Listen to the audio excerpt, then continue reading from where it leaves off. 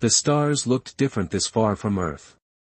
Captain William Grant stood at the primary observation window of the exploration vessel Horizon, his hands clasped behind his back, watching the vast emptiness ripple beyond the reinforced glass. After 2 years in deep space, the loneliness of the cosmos no longer surprised him. But today, it gnawed at his spine. They had crossed the outer edge of the Orion Arm, farther than any Earth-born crewed ship had dared. Below them lay the black ocean, dotted with pinprick galaxies like spilled sand. The silence hummed with power. "Captain," came a voice through his earpiece. "You need to see this." Dr. Olivia Bennett's voice was tight, almost breathless. "On my way," Grant responded, turning sharply from the viewing platform. The deck was quiet, lit only by the soft glow of control panels. Night crew looked up as he passed, their eyes wide with unspoken curiosity, then dropped back to their work. He found Olivia in the primary science lab. Her dark curls were messily tied back, uniform creased and half-buttoned, both signs she'd been too busy to care about appearances. That usually meant discovery. "What am I looking at?" Grant asked, stepping beside her. "Here," she pointed to a display showing an active scan of deep space ahead. A bright, consistent signal shimmered in the upper quadrant of the data stream. "It's not natural. Structures too even, the emissions too narrow-banded." Grant frowned. "You're saying artificial?"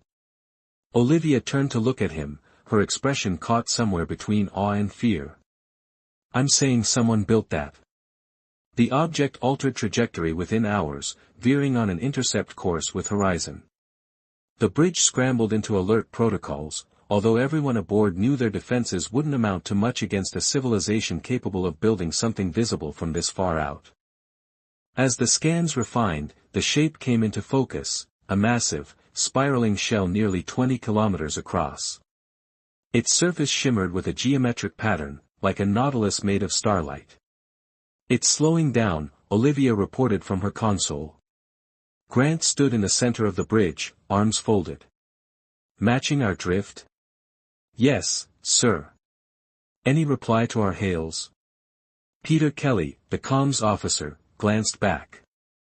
"Not until just now." "Something's coming through." "Audio only?" "Yes, sir." "And, Captain, it's in English." The deck froze. Grant straightened. "Put it through." The voice that followed was not mechanical, nor alien in the expected sense. It was soft, smooth, articulate, human-like but different. "Greetings, travelers of Earth. We are pleased to have found you at last. We request permission to send a delegation to your vessel." Eyes turned to Grant. He gave a slow nod to his first officer, Lisa Ward, who hovered near the emergency lockdown protocol. "This is Captain William Grant of the exploration vessel Horizon. You speak our language. May I ask your name?" A pause. "We have many names. Across the stars, most know us as the Elders. We have listened to your transmissions for decades. May we come aboard?" The senior staff gathered. Discussions flew. Protocol said to stall. Curiosity said otherwise. Within 6 hours, a docking tube extended from the alien craft, an elegant design of pale, seamless metal. The shipboard crew watched from cameras as it sealed to the Horizon's midship port with a soft hiss. In the pressurized reception chamber, Grant stood flanked by Lisa Ward, Dr. Bennett, and 2 security officers. Silence buzzed like tension in the air. Then the inner seal slid open. 3 beings entered. They were tall, at least 7 feet, and thin to the point of fragility, their limbs long and fluid. Their skin shifted in iridescent hues, blue, gold, lavender, shimmering like oil across water. They moved in graceful, floating steps. But it was their faces that struck the deepest chord. Large, expressive eyes. No mouth, but a line across the face that shifted subtly with sound. They looked familiar. Strangely, eerily familiar. The being in front stepped forward. Captain Grant. I am called Mentor. These are my associates. Grant stepped forward. We welcome you aboard. Olivia lifted her scanner, her hands steady despite her pounding heart. The creatures allowed her to conduct basic bioscans without resistance. Readings appeared. Please join us in our conference chamber, Grant offered. They walked together down the corridor. Crew members stared as they passed. Whispers followed in their wake. In the central conference room, the elders declined to sit, their tall forms standing like sculptures at the table's end. Mentor's voice seemed to echo in their heads without sound. You must wonder why we sought you. That's putting it mildly, Lisa said. Our civilization is ancient, Mentor began. We have seen stars born and civilizations vanish. Some we helped, others we observed. But you, its skin shimmered with golden ripples. You are different. Different how? Olivia asked, squinting at her scanner. May we take samples from your biology? Grant looked at his science officer. Olivia gave a short nod. I can oversee. With permission granted, the team provided hair, skin, and saliva samples. The elders worked with tools that floated and shimmered, folding light into data. Grant watched as Mentor's skin turned slowly from blue to a deep, glowing violet. It is as we hoped, Mentor said. The markers are there. Dormant, but unmistakable. What markers? Olivia asked. The genetic pattern of the seedlings. Grant narrowed his eyes. Seedlings? Our children, Mentor said. Long ago, we created a species to continue what we could no longer become. They colonized this region. They vanished in a great catastrophe. And now, we have found them again. You. Your species. Olivia stared at her blinking scanner. You're saying we're descended from them? Mentor stepped closer. You carry their biology, our biology. Shaped by your world, changed by time. But you are the lost ones. Our legacy. The words dropped like stones into water. No one spoke for a long time. You must understand, Mentor added softly, we have searched so long. Some of us never gave up. And now, we have found our lost children. Dr. Alan Rodriguez sat in his cramped office at the Global Genetics Institute in Chicago, blinking at the blinking cursor on his screen as if it held answers to questions he couldn't quite form. Outside, a winter storm rattled the windows, but inside, the temperature felt tropical. He ran a hand through his thick hair, now more gray than black, and adjusted his glasses. On the monitor before him glowed a sequence of letters, a snippet of DNA that should have been meaningless. Instead, it stared back at him like a long-lost signature. This can't be right, Maria Fern, his junior researcher, said softly. She leaned over a neighboring terminal, pale against the glow of her screen. Show me. She tapped a key. Side-by-side sequences appeared, human genome markers next to the alien code sent from the horizon. Alan's breath caught in his throat. That's the same section we've always called non-coding, Maria said. Junk DNA. But there's, the elders, it's active. Fully operational. Like neural code. Alan stared in stunned silence. Not junk at all. More like a key, Maria whispered. He straightened in his chair and reached for his encrypted line. This was going to rewrite everything. Not just human history. Biology. Belief systems. What it meant to be a person. At the United Nations Science Council meeting 3 days later, Alan stood before an international assembly. He presented the findings in controlled tones, his calm professionalism belying the world-altering implications behind every slide. The screens behind him shifted through visual comparisons, DNA double helices, neurological cross-sections, synaptic pattern overlays. We estimate approximately 3% of the human genome matches dormant segments from the elder's active neural structure, Alan explained. Our junk DNA appears to be vestigial code from a species the elders once called seedlings. Are you saying we're genetically engineered? Asked a delegate from Brazil. No, Alan replied. We're likely descended from organisms that evolved from the seedlings. Think of it like distant ancestry. Altered by time and environment. But unmistakable in origin. In Virginia, Lieutenant Kate Wilson watched the speech from her secure military terminal. She hadn't slept much. The latest batch of translated elder communiques raised questions no one else seemed to be asking. In official transmissions, the elders were careful, courteous, endlessly polite. But in encrypted messages, the ones only military AI intercepts could partially decode, she kept finding the same word. Vessels. In context, it didn't mean ships.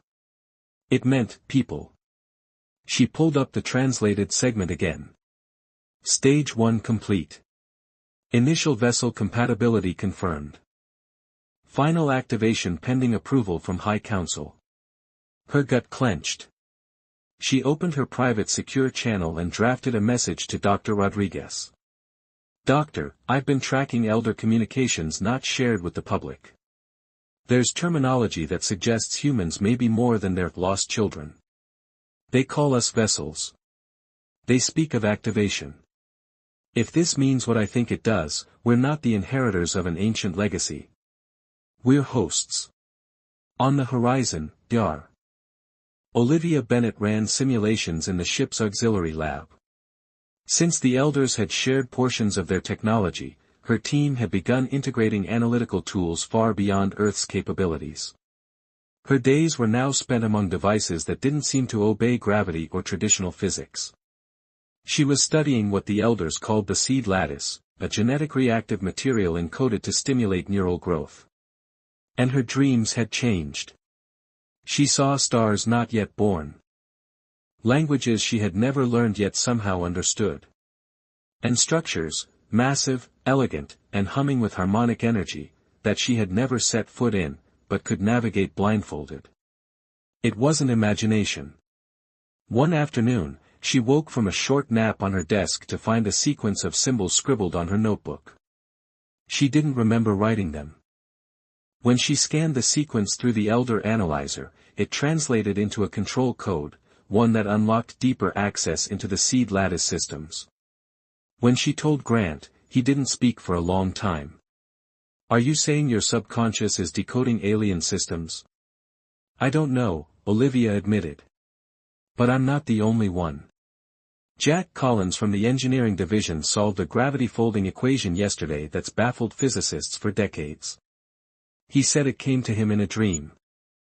And the elders? They weren't surprised. On Earth, news of the shared ancestry spread quickly. Debates raged. Temples swelled with converts to new cosmic faiths. Protests flared in cities across the globe. Conspiracy networks twisted the truth into apocalyptic predictions. Still, political cooperation continued. The United Nations voted in favor of a cultural exchange. 50 humans would join the elders aboard their mothership. 50 elders would come to Earth. Olivia was one of the first selected. Mentor greeted her personally when she arrived. Your insights exceed expectation, it said. You see the patterns that even we have forgotten. Olivia bowed her head. I want to understand. I want to know what it means to be human. Mentor's skin rippled with faint light. You are beginning to remember what your kind once was. News of the genetic revelation traveled faster than light. In every country, on every screen, people saw the overlays of human and elder DNA. Debates exploded in universities and slums alike. Some embraced the elders as ancestors. Others denounced them as manipulators. And then, a new fear emerged. What if the changes weren't done? On board the Elder Mothership, Dr. Olivia Bennett stood in a circular observation room of translucent crystal, watching a living star chart swirl above her. Each dot pulsed with soft music, a harmony of coordinates. They don't just map space, she whispered to herself, they sing it. Mentor floated beside her. Your perception is evolving. Why now? She turned to face it. Why are we remembering these things? Because memory is written in your cells, Mentor said. And the environment here activates what lies dormant. Since joining the cultural exchange, Olivia had stopped needing translation devices. She understood elder speech directly, almost intuitively. And she wasn't alone. Of the 50 human exchange members, nearly half were showing new capabilities, speed reading through entire volumes in minutes, dreaming of architectures that didn't exist on Earth, waking with math solutions beyond any known algorithm. Lieutenant Jack Collins, now on the engineering deck of the mothership, had designed a magnetic containment stabilizer the elders hadn't improved in millennia. How do you know this? Mentor had asked him. Jack had shrugged. I just remember it. Back on Earth, Dr. Alan Rodriguez reviewed neurological scans of the returning exchange participants. Patterns once thought theoretical were now visible in human brain activity. We're seeing distributed cognition, he explained in a hushed virtual meeting with other geneticists. Like the human brain is starting to operate more like an elder mind, processing multi-layered inputs at once. Lieutenant Kate Wilson wasn't reassured. She reviewed more intercepted elder messages. The words were growing clearer. Reclamation. Vessel synchronization. Inheritance trials. She reached out to Olivia using the secure channel they had set up with Grant and Rodriguez. Something's happening. They're not just awakening your genetics. They're accelerating them. And preparing for something called the convergence. Olivia responded hours later. I've started seeing things, memories I know aren't mine. Moments from the seedlings. Moments from when they died. On board the Horizon, Captain William Grant watched the mothership through reinforced glass. His crew was uneasy. Their sensor tech, newly modified with elder systems, showed odd energy fluctuations inside the elder vessel. Anything to worry about? Lisa Ward asked. He didn't answer right away. Then he said, we don't even know what we're looking at anymore. As Olivia dug deeper into the elder data core, Mentor allowed her access to the Chamber of Resonance, a library of ancestral echoes preserved in harmonic crystals. There, she saw the truth. The seedlings were not only meant to be successors, they were meant to be vessels. Bodies that the elders could transfer their minds into once their own forms became static and obsolete. The biological compatibility wasn't coincidence. It was design. She fled to Grant with the news. They've been waiting for the moment when human cognition caught up. When we remembered enough. When we were compatible again. For what? Grant asked. For them to come back into us. Lieutenant Kate Wilson didn't sleep anymore. Not because of insomnia, not entirely. Sleep came in moments, bursts, and brought with it memories that weren't hers. Alien suns. Silver towers. Worlds engulfed by violet storms. Sometimes she woke gasping, other times weeping. She wasn't part of the exchange program. She had never stepped aboard the elder mothership. And yet, the visions kept coming. So she ran blood work. Secretly. On herself. The results confirmed what she feared, the dormant DNA had started to activate. Not fully, not like Olivia or the others, but it had begun. Somehow, proximity was enough. Meanwhile, on the elder mothership, Dr. Olivia Bennett wandered through the vault of seedling relics. Each artifact pulsed faintly as she passed, responding to her presence. She no longer needed to scan them, they opened to her touch. Like they remembered her. They're waking, Mentor said behind her. Olivia turned, heart pounding. What are they waking for? The inheritance must be prepared. She swallowed. And if we don't want it? Then you are not ready, Mentor said, but some are. On Earth, chaos stirred. The first human collapse occurred in Beijing. A physics student named Li Jun fainted during a lecture. His brain activity spiked beyond normal thresholds. He awoke 12 minutes later reciting Elder dialects. By the end of the week, 5 more cases appeared across different continents. Spontaneous awakenings. Spontaneous downloads. The lattice is spreading, Dr. Alan Rodriguez warned in a meeting with top UN scientists. Exposure alone is triggering the dormant genetics. This is no longer an experiment. It's an acceleration. Captain William Grant convened a private summit aboard the Horizon. Olivia, Kate, Alan, all dialed in. The elders say it's an offer, Grant said. But what if it's not? It's a reclamation, Kate confirmed. They've called us vessels since day one. We thought they meant spiritual children. They meant bodies. Olivia added quietly, not all of them agree, though. I've seen disagreements among their high council. Mentor isn't the only voice. What do we do? Alan asked. No one answered for a long time. Until Kate said, we go deeper. We find the root of the seedling code. If we can understand how it interfaces with human neurology, maybe we can stop, or guide, the awakening. Olivia nodded. I know where to start. There's a vault beneath the resonance chamber. Mentor avoids it. I think it contains the original transfer protocols. 3 days later, she entered the forbidden vault. The room was a sphere of dark stone, etched with glowing symbols. In the center hovered a single construct, an arc of living crystal. As she approached, it activated. And she remembered. Not in dreams. Not in fragments. In full. She had been someone else, once. A seedling biotechnician. Her name was Viren. She had volunteered for the first generation of vessels. She had loved an elder once, truly loved. And when the collapse began, she chose to hide their project on a primitive world.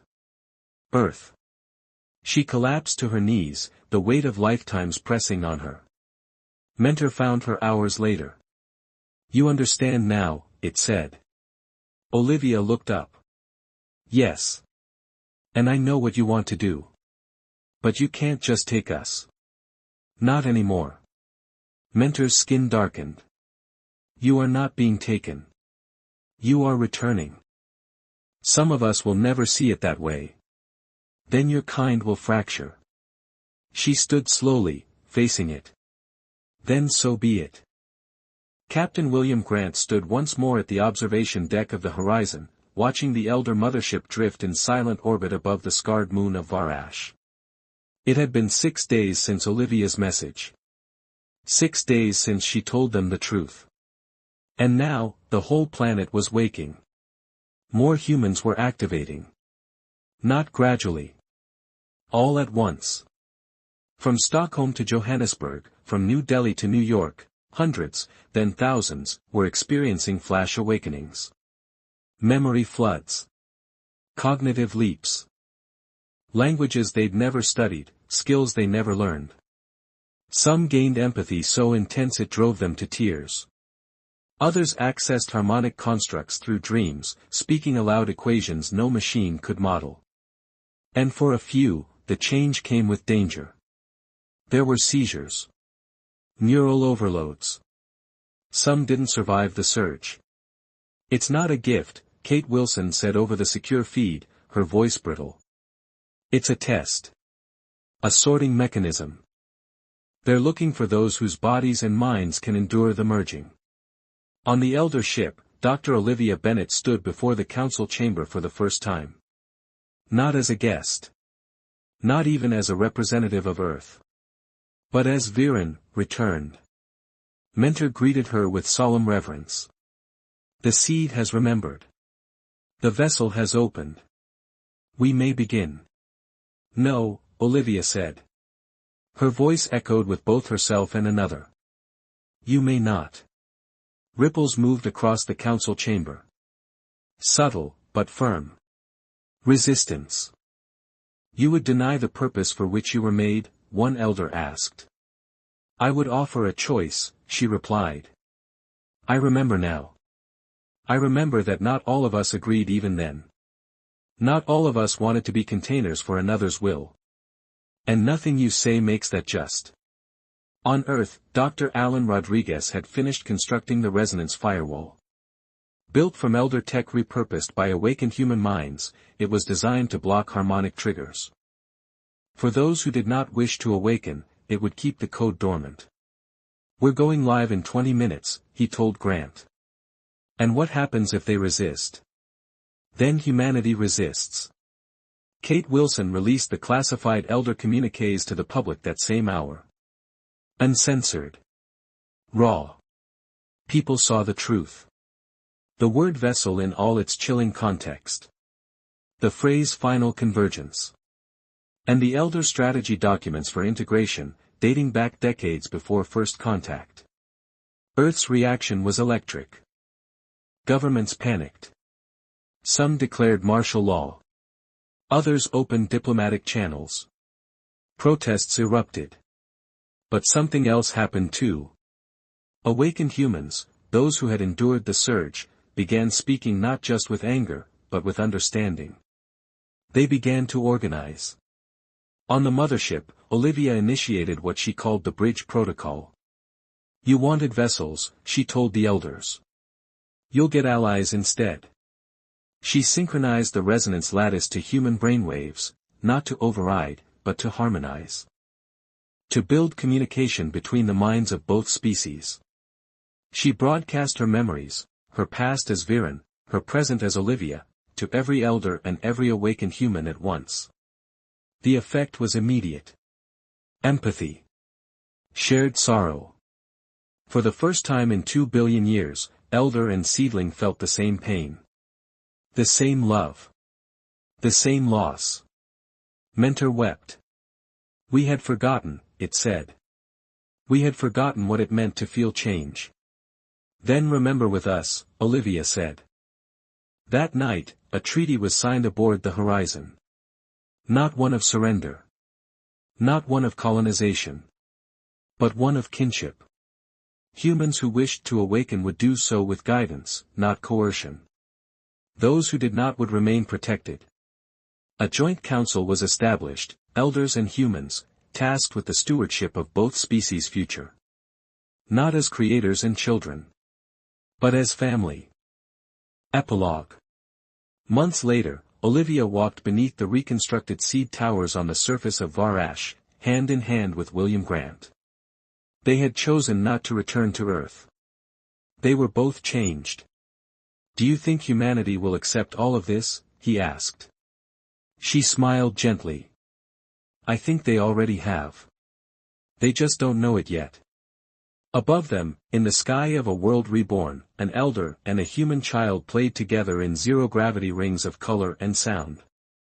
For the first time in galactic memory, the song of two peoples harmonized as one. And somewhere, deep in the oldest corner of the stars, something ancient listened. And whispered, "Welcome home."